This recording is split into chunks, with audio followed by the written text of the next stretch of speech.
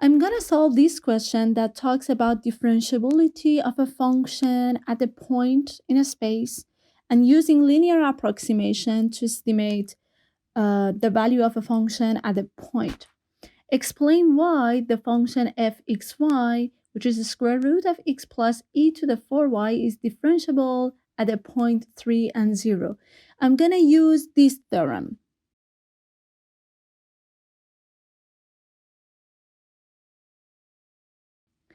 If partial derivative of f with respect to x and partial derivative of f with respect to y exist near the point a and b and are continuous, so two criteria exist and continuous near the point a and b, then the function is differentiable at a and b. So I need to find fx and fy. Before that, let me write the function in this format. Then I'm gonna find fx, which would be 1/2. I'm gonna use chain rule, e to the 4y, and then 1/2 minus 1, which would be negative 1/2. Then derivative of the inside function. Derivative of this one with respect to x is just 1 because y is a constant, so e to the 4y would be a constant. So if I want to get rid of the negative 1/2 exponent, I can write this like that. 2 square root of x plus e to the 4y. And in that case, fx at the point 3, 0 would be equal to 1 over 2 root 3 plus e to the power of 0. E to the 0 is 1, so I get 3 plus 1, which is 4. Square root of 4 is 2, so I get 1 over 4. Good. Let me find fy is, again, I'm going to use chain rule, x plus e to the 4y, negative 1/2. Derivative of inside with respect to y would be 4e to the 4y. Because x would be the constant, derivative would be 0. So let me write this in the nice format without the negative exponent, x plus e to the 4y, and then half.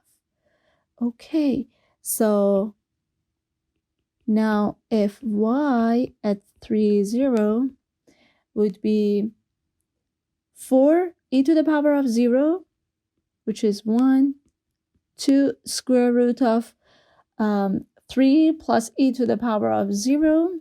So again, 4. So I get 4 over 4, which is 1. As you see, both fx and fy exist at the point 3 and 0. And they are also continuous. Why? It's just because I have a fraction here. On the numerator, I have a number, continuous. On the denominator, I have a square root. Something that I need to take care of is that denominator shouldn't be 0. So I shouldn't have x plus e to the 4y equals to 0. Shouldn't have that. So x should not be equal to negative e to the 4y, which is not the case near 3 and 0. Okay, and also inside the square root should be positive, but it is on the domain of the function, and we consider all the points that are in the domain, and the domain of this function is where inside the square root is greater than or equal to 0. So let me write in here the domain is this, x plus e to the 4y is greater than or equal to 0. So within all the points that x plus e to the 4y is greater than 0, we should just disregard all the points that x is equal to negative e to the 4y, because those points makes the denominator 0. And 3 and 0, it's not the case, because it would be 3, which is not equal to negative e to the 0, not equal to negative 1.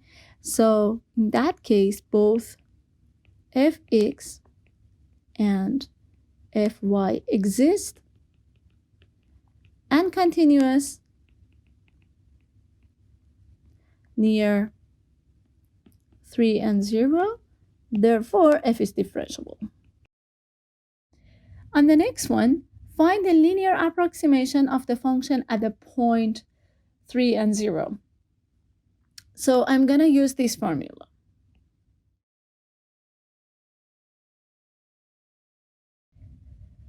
So the linear approximation at the point x and y would be the value of the function at the point x0, y0, plus a little change in the x direction and a little change in the y direction. So let me write this for this question actually.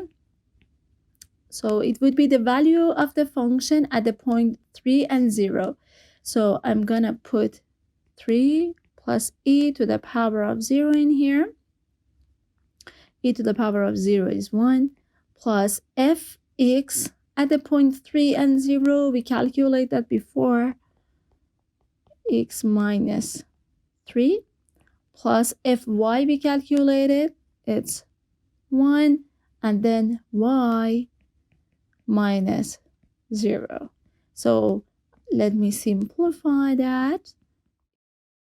Now I'm going to use the linear approximation to estimate this value in here. As you see, this is actually f of, you see, just instead of x, I have 3.1. And instead of y, I have 0.1. That was multiplied by 4 and I get 0.4. So the y value is 0.1.